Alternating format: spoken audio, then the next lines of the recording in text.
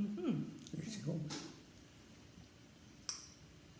Greetings, folks. Father Leo here again, and going to talk today about a very interesting topic, which I think has kind of got buried in many different ways in the culture in which we live, and is really not known, and that is the medical assistance in dying, or better known as MAID. In some circles, it is becoming quite popular. Well, maybe not really popular, but at least it's frequent and growing in frequency, as I understand it from talking to people at the hospital. And so I thought it was time, and maybe past time, to talk to somebody who knows, who's really trained, well trained, for this kind of a discussion. And I'm very fortunate to be with Sister Mary Rowell. She just told me she grew up in England, and that's wonderful that she saw the light to come to Canada, because she's our treasure now. Now, Sister Mary, welcome. Thank you, Father Leo. Lovely to see you again. Yes, I'm glad to have you here, Mary, to talk about this important topic. Now, I know, Mary, that one of the particular training you have is as an ethicist. Now, a lot of people may not know what that is. I wonder if you could kind of explain a bit of what that training is to be an ethicist and what the purpose of it. Yes, Father. Well, I'd like to say almost informally to begin is that an ethicist, hopefully, first of all, has a predisposition personally to be able to live with comfort in the questions. Because many of the new things that are emerging in our world, the church has beautiful foundations to help us with, but we always grapple to see fresh the gospel and how it needs to be lived in our changing and evolving world. In terms of training as an ethicist, there are a few kind of variations on the theme. In my own case, I took perhaps the more common route, and that was I studied first of all philosophy, and the wonderful gift for me of philosophy was this open-mindedness, this ability to embrace questions while at the same time seeking truth. And after that, I specialized at a practical level. I studied at the University of London in medical ethics and medical law and the interface between those two. And then finally, I did my doctoral work in theology and bioethics. And so that's the kind of academic piece. But I also have had the privilege of working as a clinical ethicist at both the Hospital for Sick Children in Toronto and St. Joseph's Hospital in London.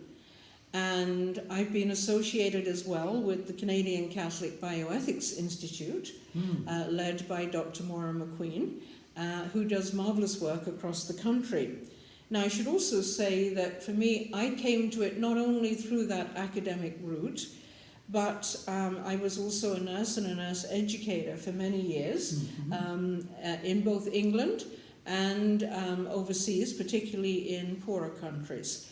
And so I want to say from that experience and from being a clinical ethicist, the theory matches where the rubber hits the road. It's not just something out of a textbook, but to actually encounter people who are struggling in their lives with moral decisions and really being in there to encounter those issues and to accompany and walk with people. And that has been an enormous privilege in my life because very often it's at times when people are suffering the most. Yeah. But so you bring principles to bear on dilemmas. Yes, yes. Yeah. And so very often, particularly in the hospital setting, situations would arise where perhaps there was conflict between the healthcare professionals and perhaps a family and or adult patient. People were disturbed because they didn't quite know how they should move forward. For Catholics, it's often they didn't even know perhaps what the church teaches and how that can be helpful. And so these are situations where you come together and ask who should be involved with this situation, who are ultimately going to impact the decision. And you find all of those people to sort of make sure that everyone has a voice. And of course that does include medical professionals, because I always say that good ethics relies on good facts. Yeah. But at the same time, you want to hear the struggles. And so it's very much a listening exercise, an encounter, and I would say accompanying a person, not to make decisions for them, No. but to hear their values, to hear the areas that they need some help with in terms of information, and to be with them as they make their decisions on the basis of their particular faith or values, or both. So including both, so is it a struggle for you, Mary, when all is said and done, and they decide to make a decision which goes against what you would have recommended? When somebody chooses some other decision, you say you don't, and it's important you leave them free, but nevertheless when they choose another position, that must be hard. It is. And working in a Catholic facility, it's easier in a way. Yeah. Not always, but easier in a way. And at the same time, there may be certain things that a Catholic bioethicist perhaps can't condone. And having said that, you may not be part of it. I am thinking of, for example, when I worked in the field of genetics. And without going into all the complications of that, there were some things that as a Catholic bioethicist I couldn't with integrity take part in. Mm-hmm. However, what I would do in that situation is not to refer the person to a person who would advocate the opposite direction, Right. but a person who, along with me, can help put out the options there. Yeah. But I also see a Catholic bioethicist as having a responsibility to be able to help people to truly understand the Church's position and the way in which it can help us and the way in which it also calls us to discipleship. Mm-hmm. So there are some areas where perhaps a Catholic bioethicist would have to refrain, just as a Catholic doctor sometimes refrains from immediate and direct decision making. Yeah. But at the same time always making sure that there is respect and compassion for the people involved. Yeah, so I can see that in some very complex situations. Now let's move on, Mary, but really brought us here today is MAID, Medical Assistance in Dying. It has a lot of history to it. First, the Supreme Court of Canada rejected it, of course. Yes. And then a few years later, they kind of changed their mind. Yes. But they laid down conditions. Now, I picked up this little pamphlet just for myself. Yes. To give me some idea of it, and they certainly try to make it very simple and very clear what it means and being capable of making decisions. And I know that it's a growing phenomenon. I don't think it's an avalanche yet, but there is quite a growing where people are choosing MAID.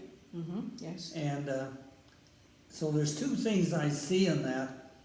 The first is the growing phenomena, and the second thing I see is Catholics really don't know that the Church has an involvement in this kind of decision making.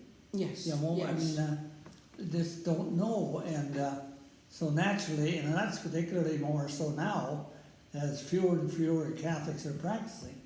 They're not, or it's not being taught in such a way at such an age that they can get a handle on it.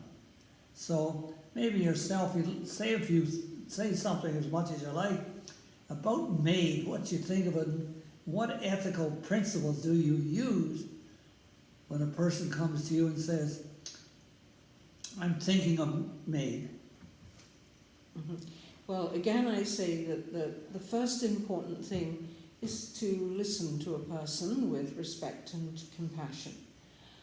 But when we look at what the Catholic principles or teaching are on it, within the context of Catholic teaching, MAID is never permissible.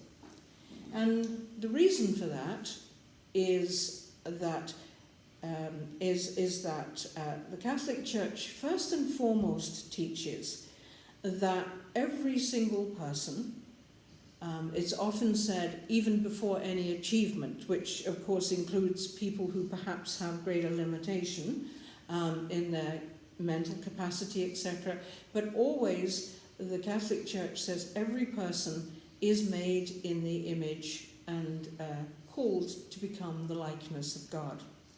Now that image of God, in the old days the Church called it the Imago Dei, and from that other consequences follow. One being that if everyone is made in the image and likeness of God, then that image is a very sacred image.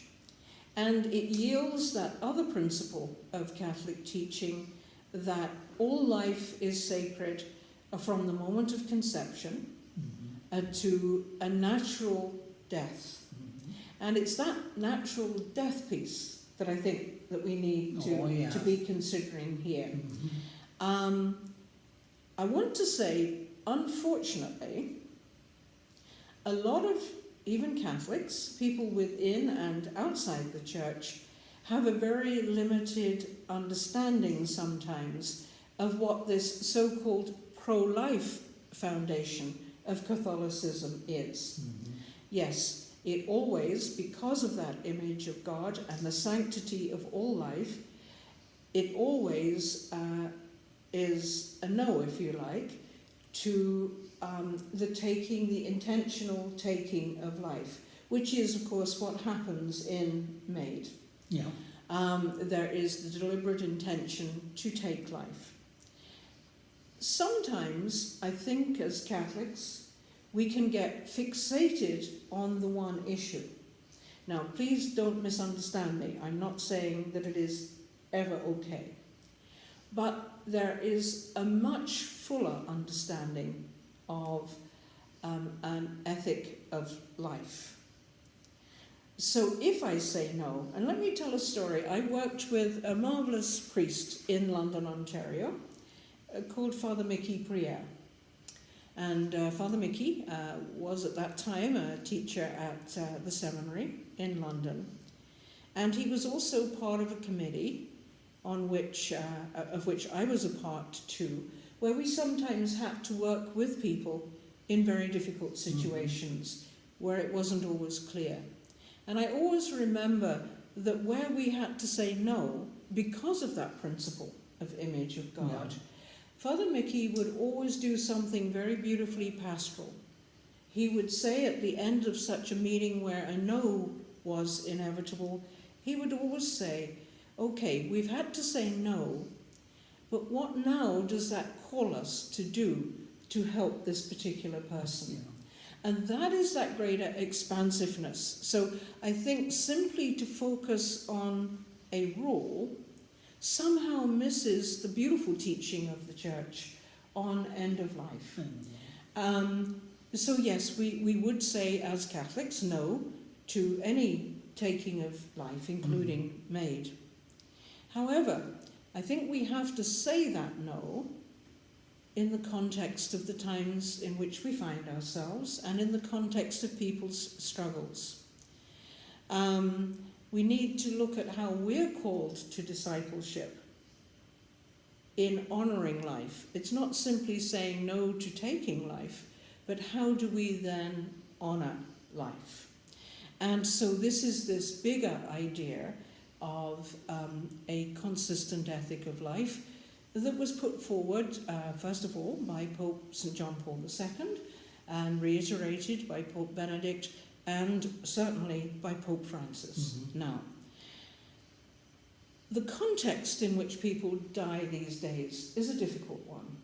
If I remember being a child, a kid, growing up in England, I remember my family often saying to me, Mrs. Such and Such is dying. And in those days, Mrs. Such and Such, or even my own great-grandparents, died at home. Yeah. And they had friends and family all around them. What's happened is we've shifted to the medicalization of dying. And so now people are dying in more sort of sterile clinical situations, which doesn't have something of that gentleness that was associated with dying in the past. And that's because, of course, for better and for worse sometimes, we've had so many wonderful medical developments. But of course, that somehow tends to fragment things. Yeah. And so people get disassociated from the person who's dying. And we're disassociated or separate from the experience of dying. Yeah. And because of that, I think there are huge fears about dying that aren't always accurate. Right. And so we need, I think, to look at what it is we're called to do in that context. And of course, our current pandemic has made those things worse, because we all know we can't necessarily be with a loved one. So many people are dying alone. Yes. I know that. Yeah. But when I listen to you, I almost get a sense of we need to be creative and create a much more humane way of dying. That's right. That's what strikes me when you talk. Yeah, exactly, Father. It's that gentleness. And interestingly enough, you may think me a little bit strange to talk about the gentleness of dying. But I would say in my professional life, I have been present at probably hundreds of deaths, both of young people and of elderly people. And I have to be quite honest and say that where the care is good, and where there is companionship in dying, love expressed, and as Father Leo says, this great creativity, we're called to look creatively at how we accompany people who are dying. Yeah. Our loved ones, those we're responsible for caring for. I would say of all the hundreds of people that I have been present at their deaths, only 2 were the sort of deaths that were very difficult, that often the proponents have put forward as a reason for doing it. That's worrying. And the reason that those 2 people, by the way, had a more distressing death in one case was because the medication hadn't yet been worked out adequately. It was later. And secondly, the second person was a young woman with a much older husband and a little boy of 2. And she wanted to keep alert until her death, because she felt that she needed to be there for her husband and the little boy. And she was tremendously courageous in that, because she could have had medication, but of course that medication might have led to her being semi-conscious. So she chose for love not to receive all the palliative care that she could have done. And she remains in my thought and hearts forever, because she was so courageous for love. And I think that's what we're seeing, because like you, Mary, I've been with so many people who have passed on.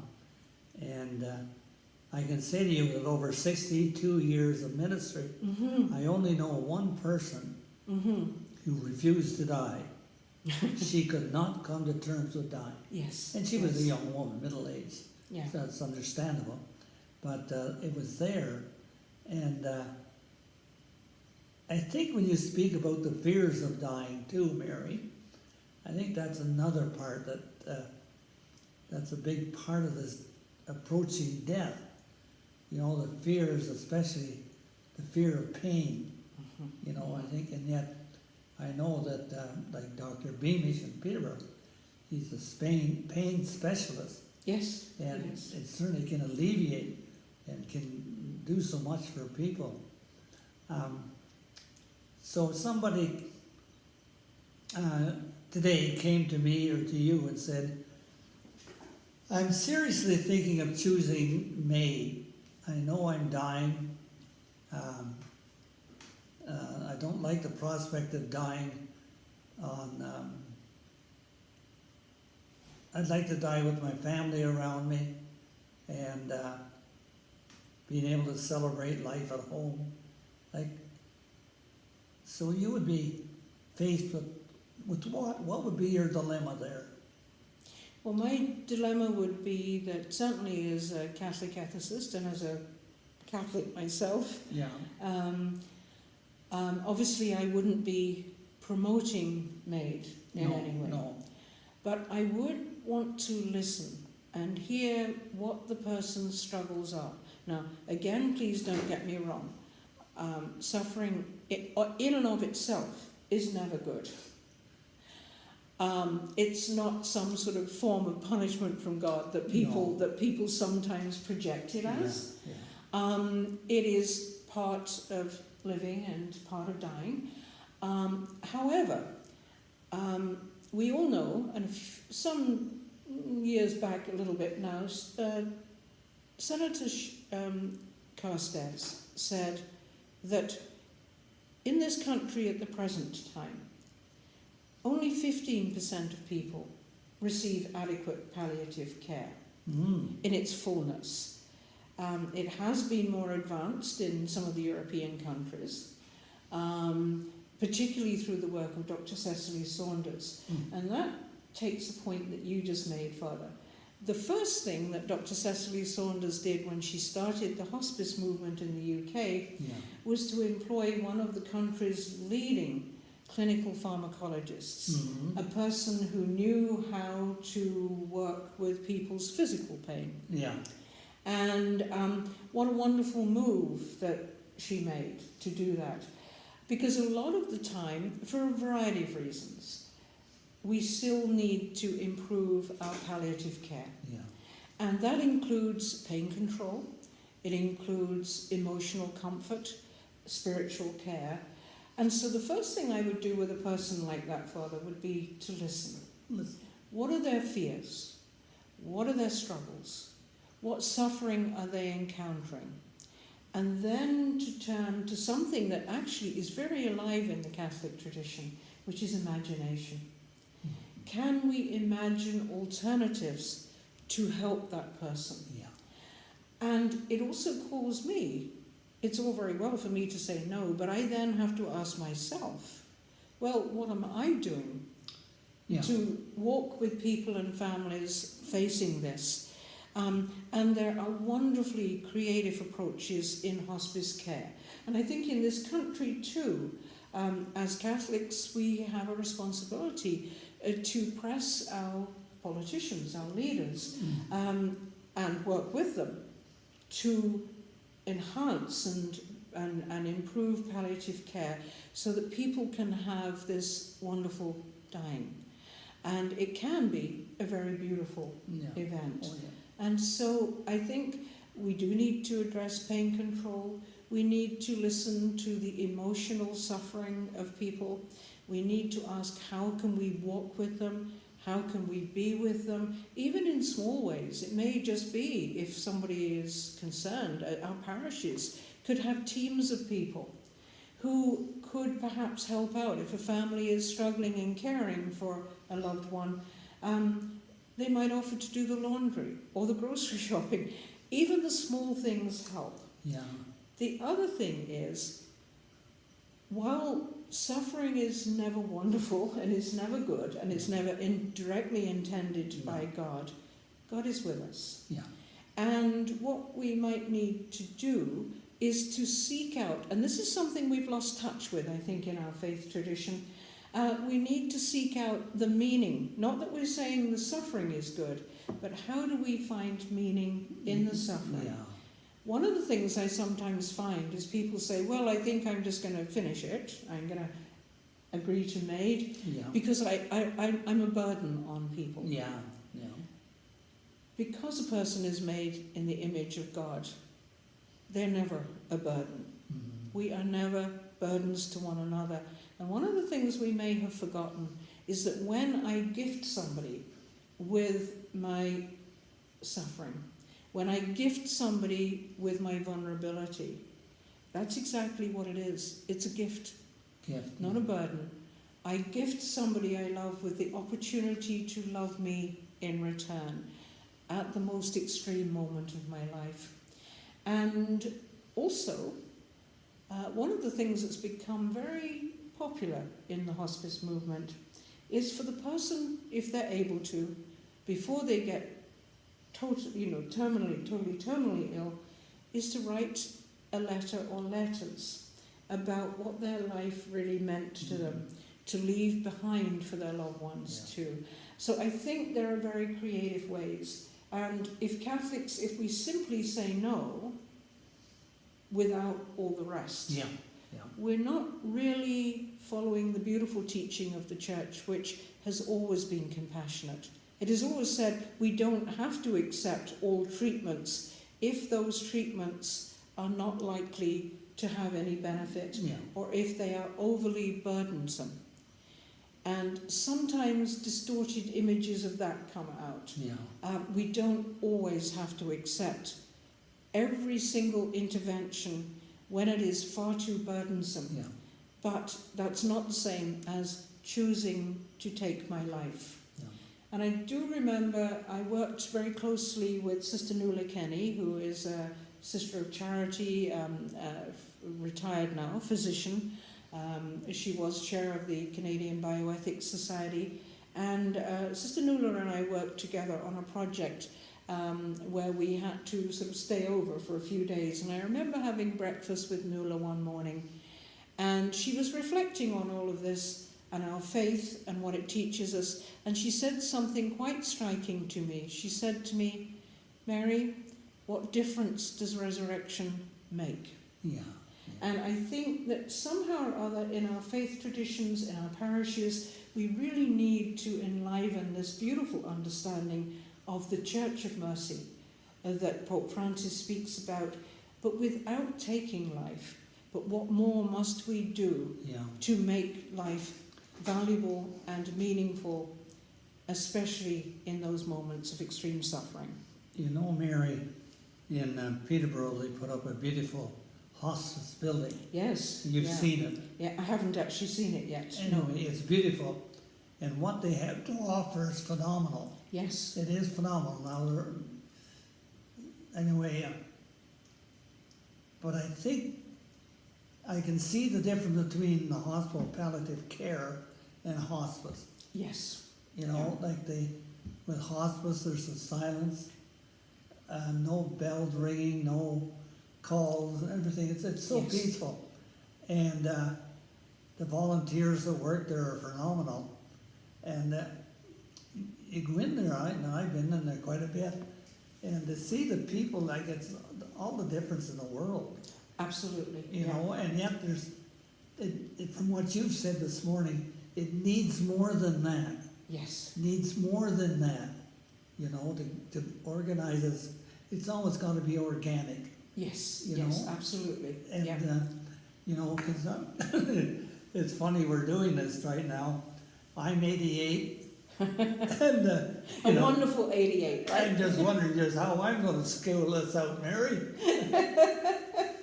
Maybe I'll hire Liz over there to provide. That's right, that's right, yes. But it is a dilemma, you know. It's a dilemma for me because my family, there were 11 of us, 9 are dead, 2 are left, so I really don't have a family. Yes. And many priests don't have a family. Exactly, exactly. And so, you know, how do you orchestrate something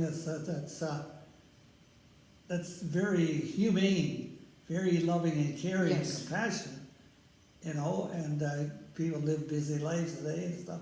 So it's, I can tell you as a priest, all of us, Yes. we're faced with a horrendous dilemma, Exactly. you know. And I think that's where we have to remember that the small things count. We have to be aware of people in our community who are particularly alone, and priests would Yeah. certainly be within that group, especially older priests whose many family members have already died. And I think this is where we really are. It's a tremendously strong call to discipleship these days. Yeah. It doesn't have to be terribly complicated. It has to be, you know, will I be there for Father Leo? Yeah. Will I be there for him? One of the things that I've sometimes found helpful, and I did this some years ago in Toronto, was a woman I was asked to go and visit, and she was dying, and she had no family. And she actually wasn't that old. And she asked the church for help. And the church, together, we put together a beautiful team. It wasn't, I know people are busy these days, but it wasn't overbearing. There were a team of people. She wanted to die at home. There were a team of people who came together to prepare some meals for her. Yeah. There were a team of people who would visit her. The priest visited regularly, and on the night she died, the beautiful thing was 2 of the volunteers were actually there. We stayed throughout the night, and the priest, who had had another commitment that evening, came at about 11 o'clock, and the priest was a musician. And I still have these beautiful memories of him sitting by the side of the bed and playing his guitar. Yeah. He played the music she loved, Yeah. as well as giving her sacramental support. Yeah. Right. And she died beautifully. And it took the parish, or even a wider community than the parish, to form a team that wasn't too onerous for anyone, Yeah. and yet was there for her. And I think perhaps the greatest ministry we're called to in the world today, whoever we are, whatever our vocation, the greatest ministry we're called to, I think today, is presence. And we learn that from God's presence, from Christ's presence in our own lives. Yeah. And we're called to be present, especially to those who are dying. So, Father Leo, I better commit to being present to you, unless I go first, Yes, and then you could be present to me. Yeah, I do that, Mary. It's interesting when you mention that. In the last parish I was in, I formed what we call share the care for people who were sick. Yes. Operations at home and alone, because so many homes have 2 people in it, husband and wife. Mm-hmm. And share the care, and it was the most beautiful thing Yes. I ever saw. Yeah. But Yes. when I left, they dumped it. Oh, shame. But I thought that whole notion of share the care, I never thought to carry it over into people who were terminally ill. I never thought. But I can see something like that would be phenomenal in a parish, and we had Yeah. trained some people, and they would do it for more than one person, you know. Yes. And yeah. but it was the most beautiful thing I ever saw. Yeah. Yeah. Yeah. And I think what a beautiful initiative, Father. And I think that could very much work as one of these creative movements to both to give value to people's dying days. Yeah, give value. To make sure they're not alone, to make sure they feel that presence, and that everything, whether Yeah. it's medical or simply some practical things, are in place so that their dying can be gentle. Yeah. Well, Mary, I see we're running out of time, Yes. and that's good. This has been really refreshing talk this morning. It was enjoyable, I Father. really Thank you. enjoyed it. I've learned so much from you. And Coughlin Rivers. I think what we will do is, maybe, I like the idea we mentioned beforehand about conscience, you know? Yes. And I think that, given the topic, I think we need to really do a depth thing about conscience. Yes, of course. Yes. And if you're willing to do that. Absolutely, yes. Okay, Because I think there are so many issues these days. But the thing is, let's bring them out. Yes, Let's yes. make them known. Exactly, I think exactly. that's the big thing I find, is our poor people Yeah, don't know. no. They And don't know. I would say what a wonderful gift you're giving, Father, in all of the work you're doing online. And I would say to anyone watching this, if you need help, if you don't understand, if you need support, if you're struggling, reach out, Reach out. reach out. And we can do whatever we can do Yeah, to help at that time. yeah. So, Mary, I want to thank you a million. Thank you, Father This Leo. is- Lovely to see you, as always. Oh, it's good to see you, but I just feel so blessed that you were sharing so openly and honestly and clarity this morning. So all I can do is say thanks a million. And thank you for all you do, Father. Okay, bye-bye. Okay, bye-bye now. Bye-bye, everyone.